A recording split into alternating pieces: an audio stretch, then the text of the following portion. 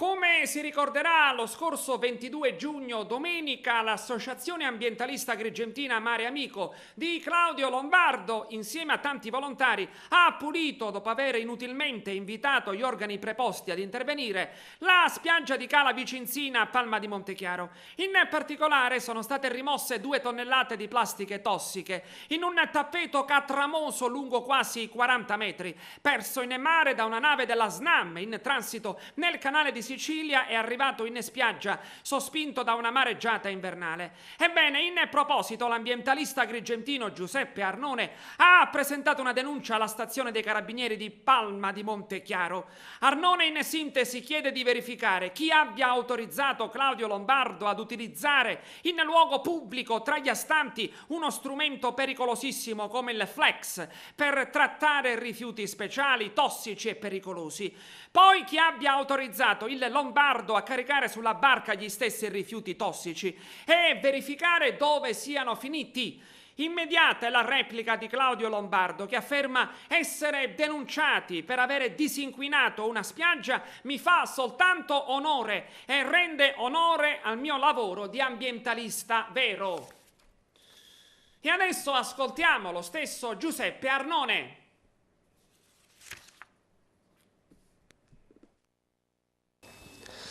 Saranno pertanto i carabinieri della stazione di Palma di Montechiaro o coloro che saranno delegati ad accertare i tanti interrogativi che avete posto?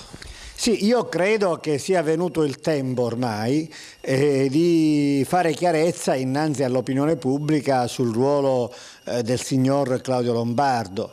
Ieri ho visto l'intervista di Lombardo presso la vostra emittente dove si dicevano una serie di amenità risibili in ordine alla iniziativa di Legambiente assolutamente meritoria relativa a quella che è diventata un'area di pregio ambientale. Voi avete trasmesso delle immagini bellissime di volatili, di fauna e di flora di grande qualità in una zona che è quella delle dune di San Leone. Ma andiamo... Si tratta del Vallone Canne, dove Lombardo sostiene che 9 mesi all'anno scorre un fiumiciattolo fognario dalla via Cavaleri Magazzeni.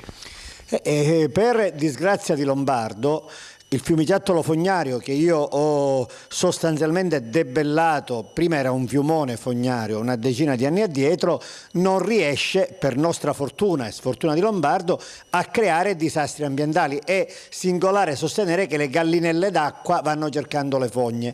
Se questa è la tesi di Lombardo, la pubblichi, è una tesi inedita. Ma andiamo a Palma di Montechiaro. Io ho avuto lo sfogo del sindaco e ho approfondito la vicenda. Le storie stanno così.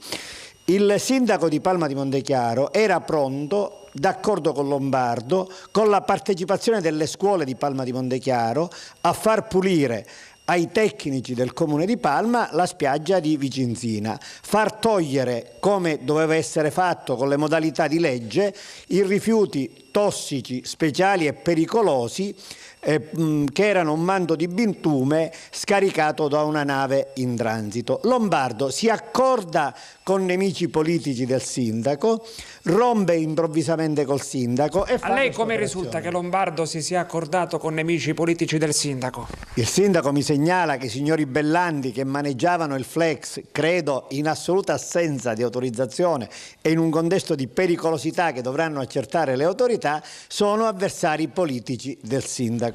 Quindi si tratta di una sua presunzione, o meglio una sua deduzione, che Lombardo si sia accordato con i nemici politici del sindaco Amato. Sì, è il sindaco che mi ha ricostruito la vicenda. Il sindaco mi dice: qui ci sono i documenti, con Lombardo eravamo d'accordo a fare col comune e le scuole la pulizia di Vicinzina. Lo vedo invece all'improvviso attaccare il comune di Palma di Montechiaro con accanto i signori Bellanti che sono nostri avversari e fare tutta questa, utilizzo l'espressione colorita del sindaco, pupazzata di dubbia legalità, perché non credo che le leggi del nostro Stato prevedano che il signor Lombardo carichi bitume su una barca e si involi o si